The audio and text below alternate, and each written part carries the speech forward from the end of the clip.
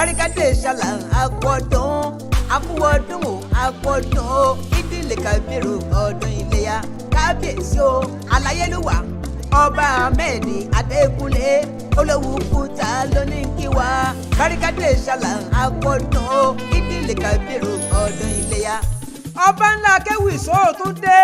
Yẹ́sẹ̀. Barikade Shala Akwọdún o gbogbo mùsùlùmí mùsùlùmá gbogbo ẹ̀dá adarí oorun tó ń ṣẹ̀mí ní ayé tó nílé tàlejò ìlú Kuta gbogbo olùgbé ìjọba ìbílẹ̀ Ayédire gbogbo ọmọ àtolùgbé ìpínlẹ̀ Ọ̀ṣun tó nílé tàlejò lórílẹ̀‐èdè Nàìjíríà àti jákèjádò àgbáńlá ayé a kú ọdún o Eid-el-Kabir.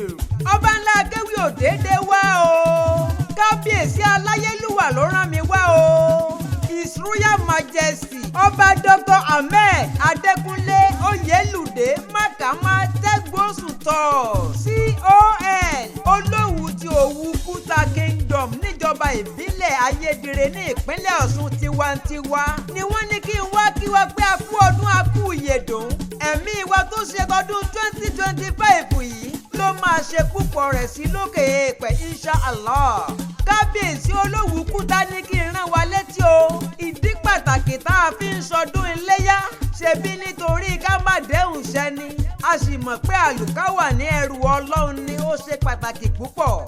Baba ńlá wa Ànábì Ibrahim alayhi salatu wa salam òun ló mú àdéhùn ṣẹ fún Ọba Allah nípasẹ̀ fífọmọ rẹ̀ kan ṣoṣo sílẹ̀ rúbọ sí Olúwa Ọba Ìsìmáìlì ẹ ò wá ríṣẹ́ Elédùmarè wá fàgbò rọ́pò. Ìdí ẹ̀rẹ́ o tá a fi ń pẹran àgbò láti sọdún iléyá. Kábíyèsí ní ká nífẹ̀ẹ́ ara wa dẹ́núdẹ́nú pé ká jọ wà níṣọ̀kan gbogbo ọmọ Yorùbá ká ṣera wa lóṣùṣù ọwọ̀ ìrìn àjò ìfẹ́ ilẹ̀ Yorùbá lórílẹ̀‐èdè Nàìjíríà. Kábíyèsí Ọba Adékúnlé Oyèlúdé Olówù Kuta Kingdom wọ́n ti bẹ̀rẹ̀ iṣẹ́ náà látọjọ́ 3 oṣù kẹfà ọdún 2025 nígbà tẹ́ gbàlejò ikú bàbá yèyé His Imperial Majesty Ọba Bímbọ́lá Akeem Ọ̀wọ́adé Ẹlẹ́wẹ̀ẹ́tù 1. Kábíyèsí ti ṣetán láti jẹ́ kí gbogbo wa wà níṣọ̀kan.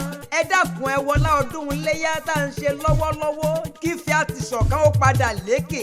Tẹ́ ẹ bá wá ń gbọ́ tààrí agbáṣàga amúlùdùn atọ́pinpin Ọba ńlá Akéwì ń kí afọ́tọdún iléyá àti wípé ká ṣera wa lóṣùṣù ọwọ̀ ká wà níṣọ̀kan. His Royal Majesty Ọba Dr. Ahmed Adékúnlé Oyèlúdé Mákàmá Tẹ́gbósùtọ̀ CON Olówù Kuta Kingdom ló ní kí n máa kí gbogbo wa wípé Barikade Shala a kú ọdún